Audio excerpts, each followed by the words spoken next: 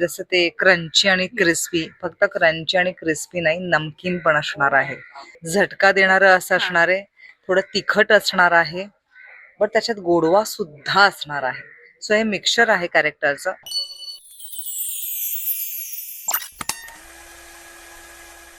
नमस्कार, मी कस्तुरी सिनेचित्रमध्ये तुमच्या सगळ्यांचं खूप स्वागत आहे. नवीन वर्षाला सुरुवात झाली आहे, मालिकांची देखील रेलचेल सुरू आहे. एक गोड अभिनेत्री आहे, पण कमबॅक पुन्हा खलनायिकेचा आहे, पण ही खलनायिका जरा वेगळी आणि खूप सुंदर असणार आहे. खूप स्वागत. माधुरीताई आता सागरिका म्हणून येते. असा कमबॅक खरंच वाटलं नव्हतं, पण ही खलनायिका खूप क्यूट दिसते. काय सांगशील एकंदरीत मालिकेबद्दल? आणि आजचं खूप मजा येणारच गोष्ट म्हणजे आज आपण मकर संक्रांती निमित्त भेटतो. तुला मकर संक्रांतीच्या आधी खूप साऱ्या शुभेच्छा.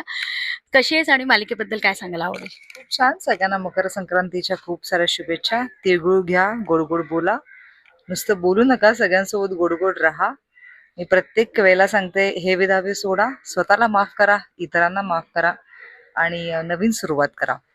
आता ही मालिका, नवीन मालिका, नवीन रोल. ऑफकोर्स एक थोडंसं दडपण असतंच, जबाबदारीचं असतं आणि ते असावं असं मला वाटतं. एक नवीन भूमिकेमध्ये मी येते, जी खलनायिकाच आहे, पण ती शालिनीपेक्षा नक्कीच वेगळी आहे. शालिनी एका लेवलची वेगळ्याच लेवलला जाऊन बसलेली खलनायिका होती, बट आता ही तिच्यापेक्षाही एक वेगळं रूप घेऊन आलेली आहे. नवीन खलनायिका आहे ही. आणि शालिनीचा आणि हिच्या स्वभावाचा तसं बघायला गेलं तर काहीच हे नाहीये, साम्य नाहीये तिच्यामध्ये. हिचा मोटिव्ह पूर्णपणे वेगळा आहे. परत हिची भाषा पूर्णपणे वेगळी आहे. म्हणजे शालिनीशी निगडीत असं हिचं काहीच नाहीये. सो आणि माझ्यासाठी एक वेगळं चॅलेंज आहे की एक जी भूमिका लोकांच्या मनामध्ये घर करून बसली आहे शालिनी, जी पुढे कैक वर्ष लोकांच्या मनामध्ये राहणार आहे, तर ती तशीच कायम ठेवून मला ती पुसायची नाहीये. मला असं म्हणायचंय की तशीच एक नवीन भूमिका त्यांच्या मनामध्ये मला कोरायची आहे. त्यामुळे तो माझा प्रयत्न असणार आहे. तर ही एक जबाबदारी आहे. मला असं वाटतं, जी जबाबदारी पूर्ण करण्यासाठी सुरुवातीला थोडंसं दडपण हे असतंच, चाचपणं हे असतंच, पण त्या सगळ्यासाठी मी वेलकम करते. म्हणजे ही भीती पण असावीच मला असं वाटतं. कुठली गोष्ट ग्रँटेड, कॅज्युअल आपण नाही घेऊ शकत आणि कामाच्या बाबतीत तर आपण असं नाहीच राहू शकत. सो ही जी सागरिका आहे, ही सुंदर आहे दिसायला आणि तिचे एक वेगळे मोटिव्ज आहेत या घरामध्ये राहण्याचे आणि तिची स्वप्न थोडी वेगळी आहेत. आणि पण ती नक्की काय आहेत आणि ती कशा पद्धतीने काय म्हणतात त्याला, मॅन्युप्युलेशन करते, ते सगळं तुम्हाला या मालिकेमध्ये बघायला मिळेल टेलिकास्ट नंतर. बट ऑफकोर्स येस, हे कॅरेक्टर करताना मला प्रचंड आनंद होतोय, कारण की परत एक मला संधी मिळाली. मुळातच तुम्ही जे काम करत असता, ते काम करत असताना ते संपल्यावर परत एकदा तसंच काम मिळणं आपल्या आवडीचं आणि आपल्या आवडत्या फील्डमध्ये काम करण्याची संधी मिळत राहणं, ह्याच्यापेक्षा मोठं भाग्य नाही असं मला वाटतं. त्यामुळे तसंच एक कॅरेक्टर माझ्या समोर आलेलं आहे. ते प्रेझेंट करण्यासाठी लागणाऱ्या सगळ्या गोष्टी, सगळा अभ्यास मी करत आहे आणि मला खात्री आहे की हे कॅरेक्टर लोकांपर्यंत खूप चांगल्या पद्धतीने पोहोचेल. तर आत्ता तरी मी एवढंच ह्या कॅरेक्टर बद्दल सांगू शकते की काहीतरी या कॅरेक्टरचा USP नक्कीच आहे, जो लोकांना प्रचंड आवडेल. नक्कीच. जसा मालिकेत प्रोमो बघितलाय, खूप सारं असं कुकिंग वगैरे दिसते, तुमचा बिझनेस पण आहे. तशीच ही खलनायिका क्रंची, क्रिस्पी असणार आहे. आणि मुळात म्हणजे तुझं जे लुक आहे ह्यावेळी काहीतरी वेगळं आहे, कारण का शालीन एक घरातली अशी व्यक्ती होती, त्यामुळे साधं लुक होतं. पण आता तुझ्याबरोबर हा सोन्या पण असणार आहे. तो हा किती डसणार आहे आणि तू पण एक खलनायिका म्हणून किती लोकांना डसणार आहे. तू जसं म्हणालीस की तुझं कॅरेक्टर म्हणजे जसं ते क्रंची आणि क्रिस्पी, फक्त क्रंची आणि क्रिस्पी नाही, नमकीन पण असणार आहे.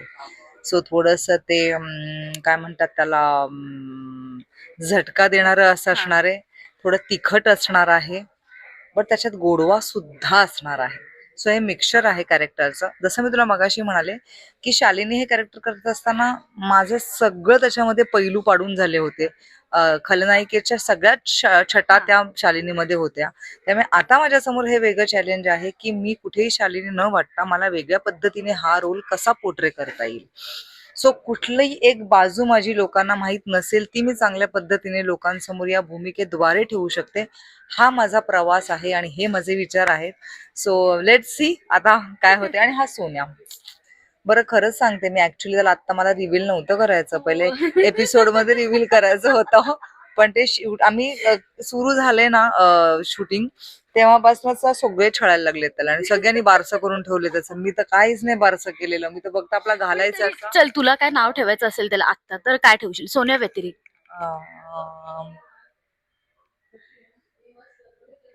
विचार करावा लागेल, कारण की सगळ्यांनी सोन्या सोन्या नाव त्याला हाक मारलेलं आहे ना, की मी त्याचं नाव मी विचार करणार, पण ह्याचं मी तुला उत्तर नक्कीच देईन.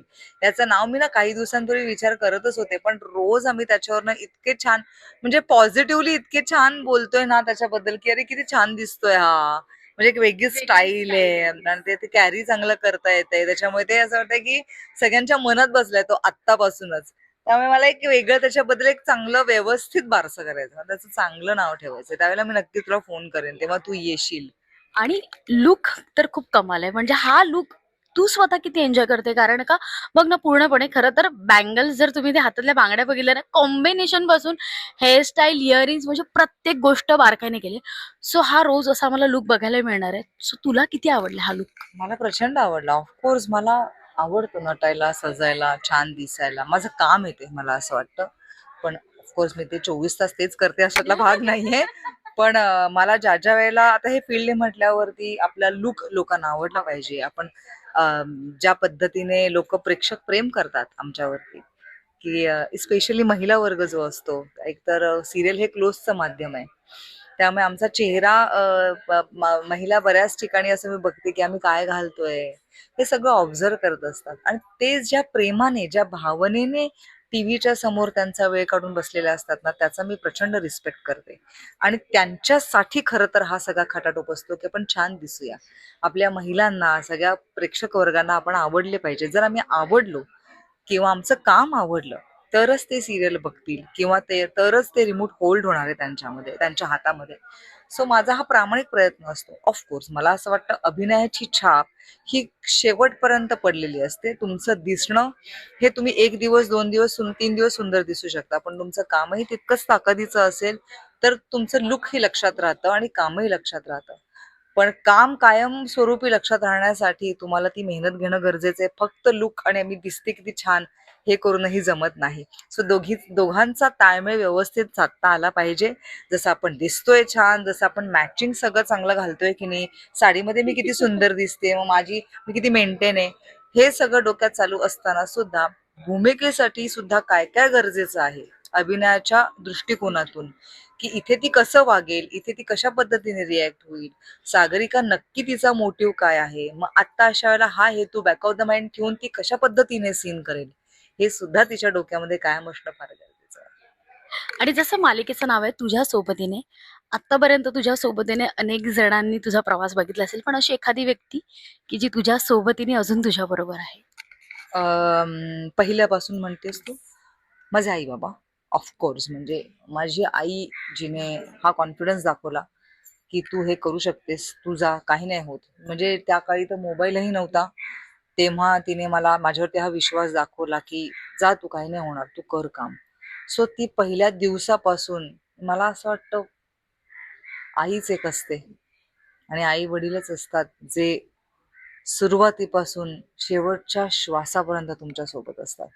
मग तुम्ही किती चुका, पडा, चांगलं काम करा, वाईट काम करा, लोक किती तुम्हाला नावं ठेवू देत, लोक किती तुम्हाला बदनाम करू देत, तुमचा रोल चांगला होऊ दे, वाईट होऊ दे, लोक ट्रोल करू देत, काहीही असू दे, बरं लोक लगेच या ट्रोलिंगवरनं जज करणार, तुम्ही कुठे कुठे काय काय, म्हणजे आपण म्हणतो ना की छोट्या छोट्या गोष्टींवरनं तुम्हाला कुठल्याही पद्धतीची बदनामी सहन करावी लागत असेल, काहीही तुमच्याबद्दल जजमेंट करून न विचार करता कुणी काही बोलतो, काही विचार करतो. जे स्वतः फ्रस्ट्रेटेड असतात तीच माणसं अशी करतात म्हणा. पण ह्या सगळ्यामध्ये तुमचं काम खंबीरपणे होण्यासाठी, तुमचा रोल चांगला होण्यासाठी, तुम्ही फोकस राहण्यासाठी, तुम्ही डेडिकेट राहण्यासाठी, जर तुम्हाला कोण साथ देत असेल तर ती फक्त आणि फक्त आई आणि बाबा आहे. पहिली म्हणजे आई.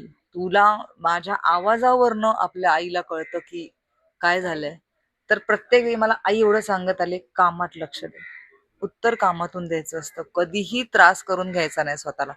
सो मला असं वाटतं की, आणि ऑफकोर्स सेकंड थिंग इज, ही आई माझी अजूनही आहे, पण या प्रवासामध्ये नंतर भर पडत गेली.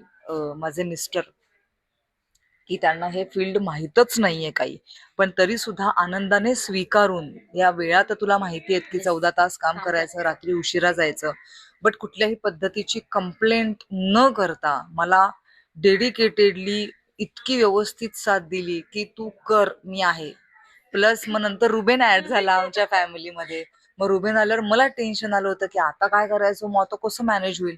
तिथेही फुल सपोर्ट मिळाला मला माझ्या मिस्टरांचा की गो अहेड, मी आहे बघ, होणार, सगळं होणार.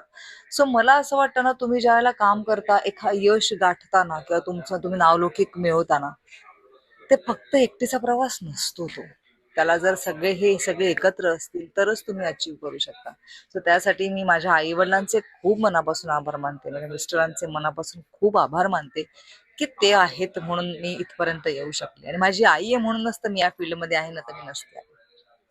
आणि आता लवकरच भेटायला येणार आहे, सो जाता आता प्रेक्षकांना काय सांगायला आवडेल आणि ते आता वाट बघतायत की कधी आम्हाला पुन्हा एकदा तुला बघायला मिळणार. तुझ्या सोबतीने ही मालिका तुम्हा सगळ्यांच्या सोबतीने लवकरच येत आहे.